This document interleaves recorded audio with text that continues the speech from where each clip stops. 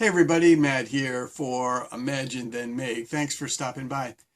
In today's video, I'm going to test out a new to me sanding block. It's made by Dura-GRIT.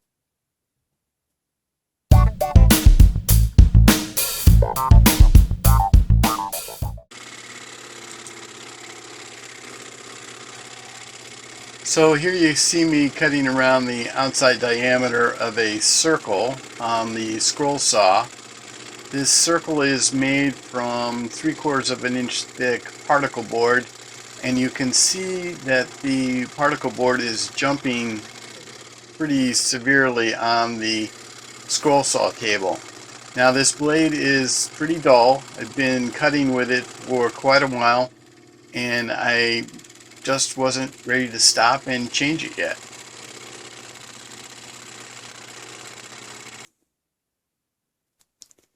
So here I have the circle roughly cut on the 5/8 thick particle board, and you can see how close I am to the line. Not really all that close.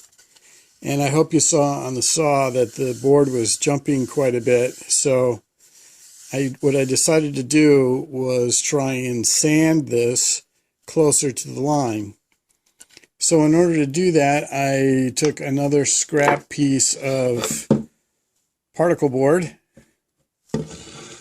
and I did put a coat of paste wax on it so that this is fairly slippery, but you can see it's a very beat up surface. So this is the first time I've tried this. We'll see how it works out. Okay, so this goes on here like this, and then I'm going to try using one of these Dura-GRIT sanding blocks. And this, I believe, is Carbide. And the block is sized so that the Carbide, the cutting surface, the abrasive surface, goes right up to the edge of the block. So the idea is I can slide the block like this around the circle and sand it closer to the line. So let me move the camera so hopefully you can get a better view, and we'll try this out. Alright, so I'm going to try not to get in the way of the camera, but the idea is kind of slide this around .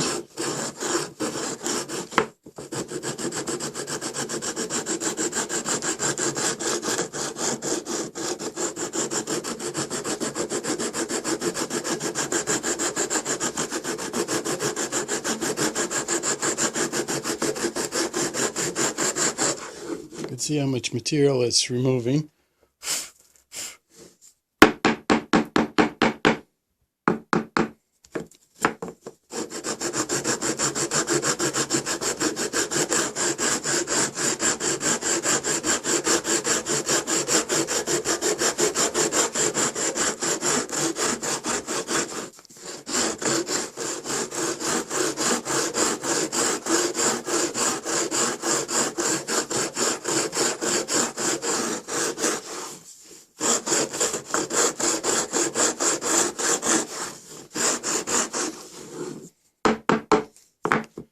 Okay, so I think this works pretty well. I need to make a couple of improvements here.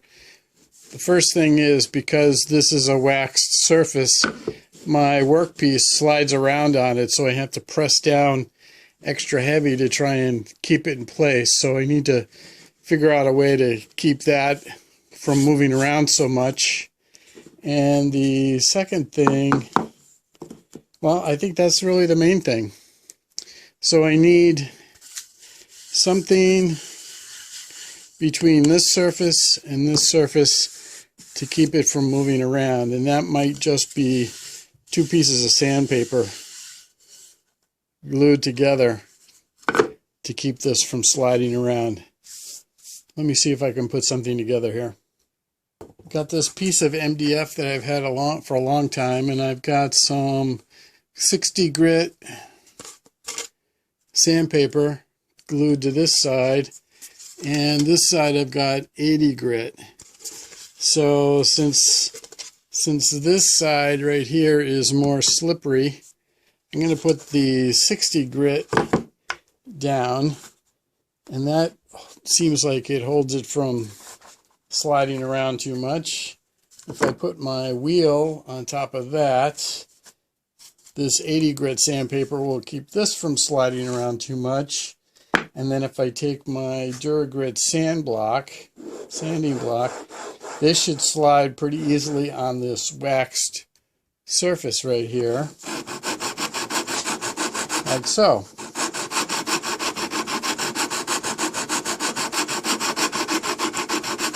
And of course, the advantage of sanding like this is this block is 90 degrees, right?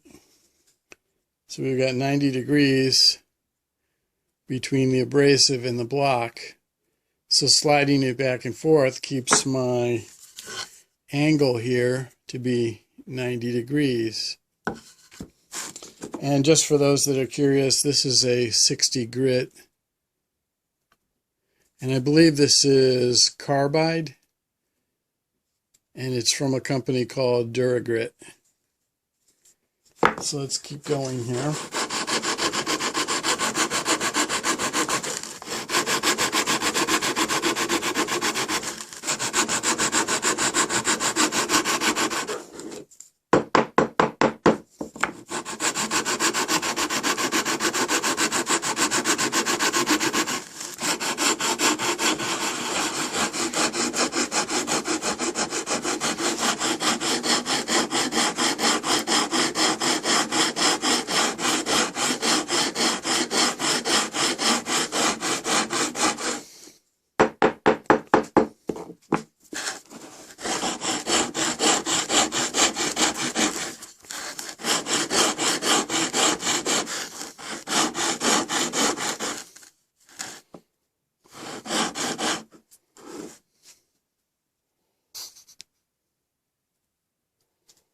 All right, so I hope you can see that works pretty well, I think.